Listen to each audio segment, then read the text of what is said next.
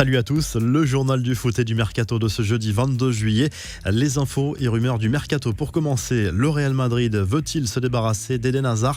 Oui, selon le journal AS qui explique que des intermédiaires auraient proposé dernièrement l'international belge à Chelsea. Mais un retour chez les Blues s'annonce plus que compliqué. Le club merengue souhaiterait récupérer 60 millions d'euros, mais Chelsea veut surtout mettre le paquet sur l'arrivée d'un avant-centre.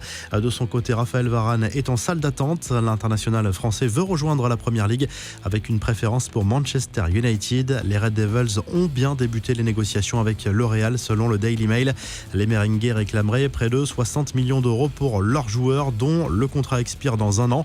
Un retour aux sources pour Louis van Gaal, 7 ans après son départ. Le technicien qui fêtera ses 70 ans dans quelques jours va bien reprendre le poste de sélectionneur des Pays-Bas selon la presse néerlandaise, et ce pour la 3e fois de sa carrière. Du côté de Bordeaux, Jean-Louis Gasset ne devrait pas rester au poste d'entraîneur. Le futur propriétaire des Girondins, Gérard Lopez, a établi une liste de 4 noms pour lui succéder, dans laquelle on retrouve Lucien Favre, David Guillon, Vladimir Petkovic et Joao Sacramento. Les infos en bref, les suites de l'affaire de la bagarre en marge de la rencontre entre l'Atlético Mineiro et Boca Juniors en Copa Libertadores. Ces échauffourées qui avaient éclaté entre joueurs et staff du club argentin et la sécurité du stade. Les joueurs et les dirigeants de Boca ont été libérés sous caution après 12 heures de garde à vue au Brésil. Toute la délégation a pu rentrer en Argentine avec le sentiment de s'être fait voler. La nuit dernière, les Brésiliens de Palmeiras et de Flamengo et les Argentins de River Plate ont validé leur billet pour les quarts de finale de cette Copa Libertadores. Dans l'affaire de ce logiciel espion Pegasus utilisé par certains gouvernements à des fins d'espionnage, Nasser El Khelaifi, le patron du PSG et de beIN Sport, a été visé fin 2018, pile au moment où les tensions entre le Qatar et l'Arabie Saoudite étaient les plus vives. Un coup d'œil sur la suite du deuxième tour préliminaire aller de la Ligue des Champions. On retiendra notamment le carton du PSV Eindhoven contre Galatasaray.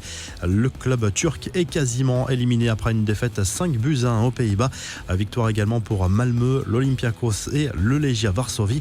En France, les équipes continuent leur préparation pour la prochaine saison. En Ligue 1, Marseille a fait match nul contre Braga. Mercredi soir, un but partout. Dimitri Payet s'est fait remarquer avec une célébration très originale en s'allongeant sur le terrain et en faisant semblant de dormir. On retiendra surtout les débuts encourageants pour les nouvelles recrues Pérez, Saliba et Guendouzi. Le PSG a gagné en amical sans ses stars contre les Allemands d'Augsbourg.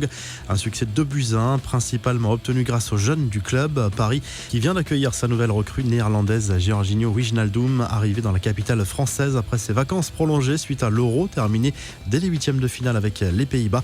Des nouvelles de Neymar qui lui poursuit ses vacances. Le Brésilien profite encore un peu avant son retour à Paris prévu début août. La star parisienne qui ne perd pas son temps dans les embouteillages grâce à un hélicoptère à son nom, la preuve en images.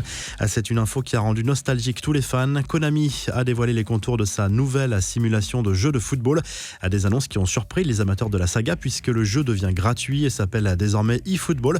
La dénomination PES s'est terminée. Dans cette version, il sera possible de jouer avec seulement 9 équipes. Pour les autres équipes présentes dans le jeu et les différents modes de jeu, il faudra payer.